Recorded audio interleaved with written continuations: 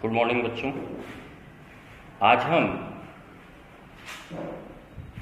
विज्ञान कक्षा 10 के पाठ प्रकाश का परावर्तन एवं अपवर्तन पढ़ेंगे। इस पाठ में प्रकाश से संबंधित दो घटनाएं, एक परावर्तन और दूसरा अपवर्तन आपके पाठ्यक्रम में है। प्रकाश एक प्रकार की ऊर्जा है जो हमारे भीतर दृष्टि ज्ञान जागृत करती है। आप इसके बारे में अच्छी तरह जानते हैं। पूर्व की कक्षाओं में आपने इस बारे में अध्ययन भी किया है। अब ये जो घटना है प्रकाश का परावर्तन क्या है? जब कोई भी प्रकाश की किरण, आप जानते हैं कि जब कभी अगर कोई प्रकाश की किरण किसी अपारदर्शक पृष्ठ पर गिरती है और गिरने के पश्चात यदि वह उसी माध्यम में वापस लौट जाती है तो इस घटना को हम प्रकाश का परावर्तन कहते हैं। अब यह देखिए, यह एक अपारदर्शी पृष्ठ है। अपारदर्शी पृष्ठ का अर्थ होता है प्रकाश जिस पृष्ठ के आर पार न जा सके। यह एक आपतित किरण है। आपतित किरण यह जब इस पृष्ठ के किसी बिंदु पर आपतित होती है तो इस बिंदु को हम कहते हैं आपतन बिंदु।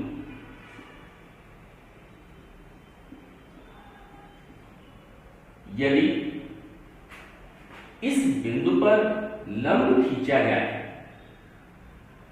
तो यह जो लंब है यह कहलाता है अभिलंब।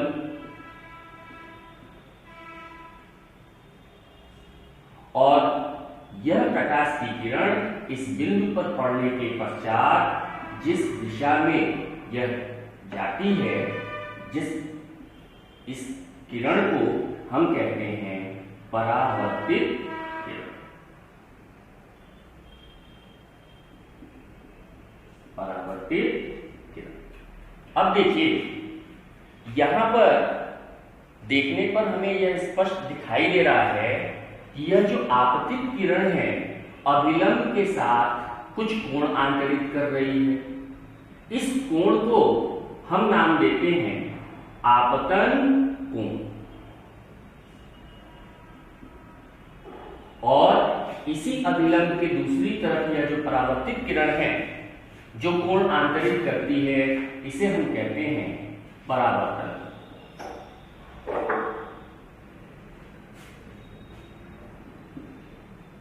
तो बच्चों,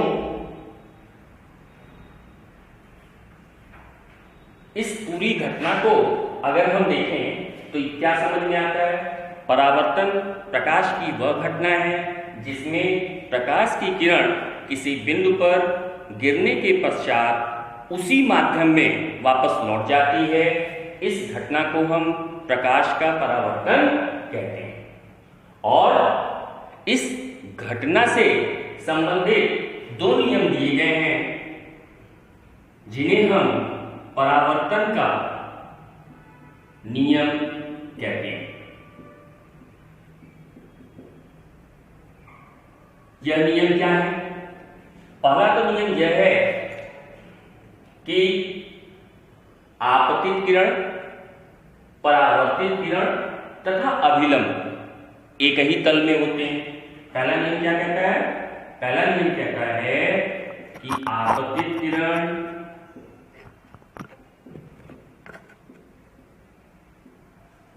परावर्तित किरण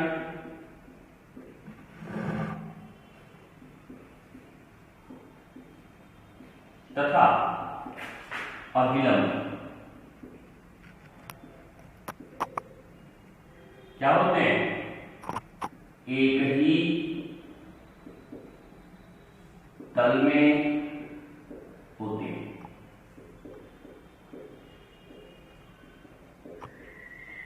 अब यह बात कहने का मतलब यह है कि अगर कोई प्रकाश की किरण जिस तल में आ रही है उसी तल में वह वापस आएगी। जैसे अगर हम व्यवहारिक तौर पर अगर कोई गेंद ले लें, अगर हम नीचे से फेंकेंगे तो वह ऊपर जाएगी, ऊपर से फेंकेंगे नीचे जाएगी, बाएं से फेंकेंगे दाएं जाएगी, दाएं से फेंकेंगे बाएं जाएगी।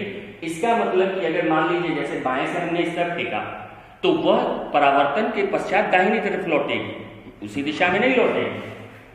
इसी को हम परावर्तन का पहला नियम कहते हैं। पहला नियम ये कहता है कि आपतित किरण, परावर्तित किरण तथा अभिलंब एक ही तल में होते हैं। दूसरी बात, यहां पे जो आपतन कोण है, आपतन कोण को हम आई से प्रदर्शित करते हैं, एंगल ऑफ इंसिडेंस, और जो परावर्तन कोण है इसको हम आर से प्रदर्शित करते हैं। दूसरा नियम ये कहता है कि आपतन कोण सदैव परावर्तन कोण